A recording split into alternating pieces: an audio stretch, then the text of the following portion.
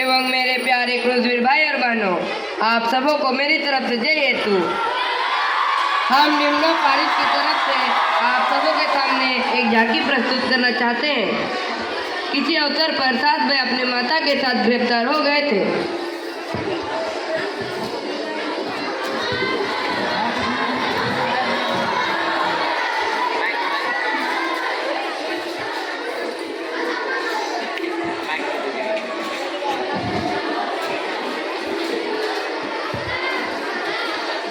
राजा उन्हें कोड़े लगवाकर और यंत्रणा दिलाकर वध्य करना चाहता था कि वह सुअर का मांस खाए, जो संहिता में मना किया गया है। उनमें से एक ने कहा,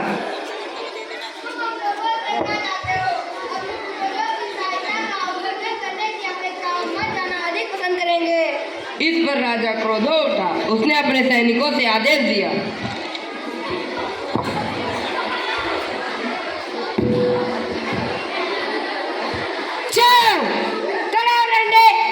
चढ़ा दो। जब ऐसा किया गया तो उसने फिर आदेश दिया, जो व्यक्ति सबसे पहले बोला था उसकी जीभ काट दो, उसके सिर की चमड़ी उतार दो।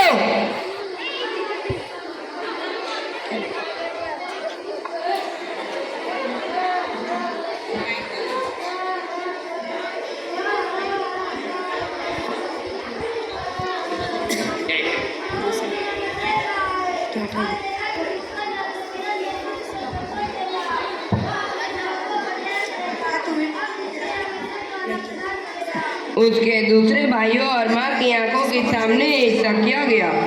वह व्यक्ति अभी जिंदा ही था, तभी उसकी देह को आग के पास ले जाया गया।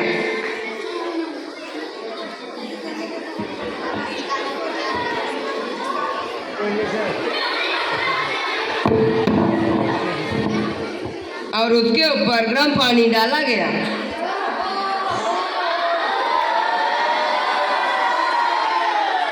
जब पहला इस प्रकार मर गया तो दूसरे भाई को लाया गया।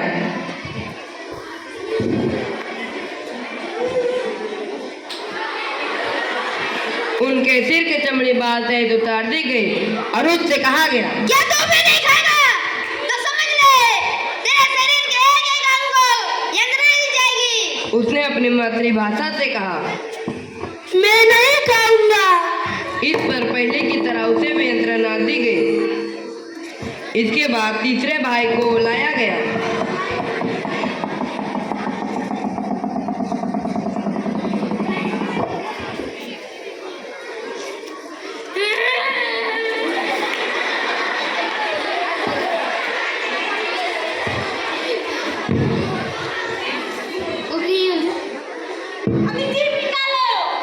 तो उसने ऐसा ही किया और यह कहकर निर्धारित अपने हाथ बढ़ाए। ईश्वर की ओर से मुझे अंग मिला कि मैं उसके नियमों की रक्षा के लिए मैं इसकी परवाह नहीं करता। राजा और उसके परिजन प्रभाव का साहस तथा यंत्रणाओं में उसका देह देखकर अचंभे में पड़ गया। जब वह मर गया तो चौथे भाई को लाया गया।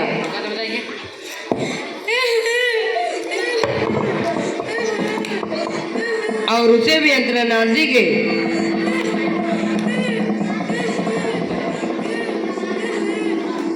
वह मरते समय चिल्ला उठा, क्या अच्छा है कि हम मनुष्य के हाथों मर जाए, क्योंकि हमें ईश्वर की प्रतिज्ञा पर भरोसा है कि वे हमें पुनर्जीवित कर देगा।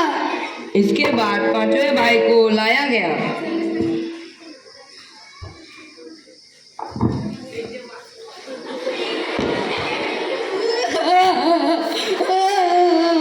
और उसे भी यंत्रणा दी गई। उसने राजा की ओर देखकर कहा, तू ना छोड़, फिर भी तुमको समाचार दिया गया है कि तू जैसा चाहे कर सकता है।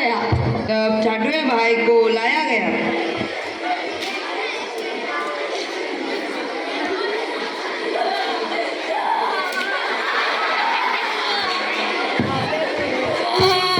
उसे भी यंत्रणा दी गई।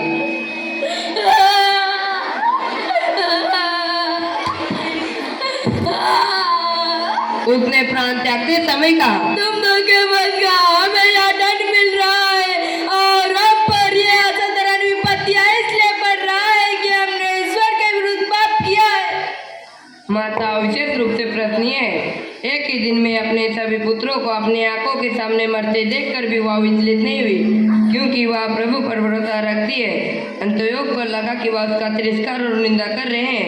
अब केवल उसका सबसे छोटा पुत्र जीवित रहा। अंतयोग ने उसे समझाया ही नहीं, शपथ खाकर आंसू भी दिया।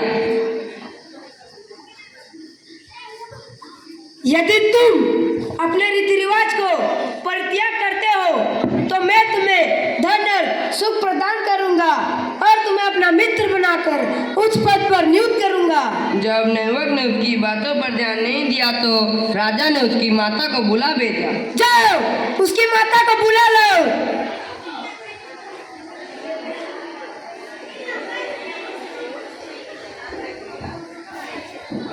तुम अपने पुत्रों को समझा दो जिससे उसका प्राण बच जाए। वह अपने पुत्रों को समझाने के लिए राजी हो गई। उसने पूर्वजों की भाषा से कहा, बेटा मुझ पर दया करो। मैंने तुम्हें 9 महीनों तक गर्भ में धारण किया और तुम्हारे इस उम्र तक तुम्हारा पालन पोषण किया।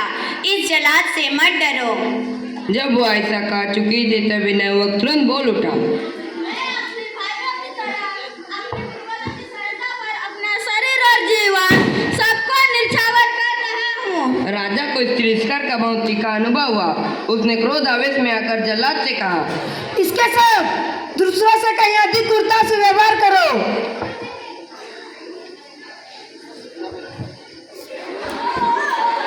इस प्रकार वह निर्दोष युवक केवल प्रभु पर भरोसा रखते हुए इस संसार से चल बसा। अंत में अपने माता के पुत्रों के बाद देहांत हो गया। बलि प्रसाद के सेवक और असाधारण यंत्रणाओं का यह विवरण यहाँ समाप्त किया जाता है। सीख, जैसा कि महाकाव्यों ने प्रभु पर भरोसा रखते हुए अपना प्राण त्याग दिया, उसी प्रकार हमें भी प्रभु पर भरोसा रखना चाहिए। इस झांकी से हमें आज सीख मिलती है कि हमें अपने शक्ति का गलत इस्तेमाल नहीं करना चाहिए। धन्यवाद।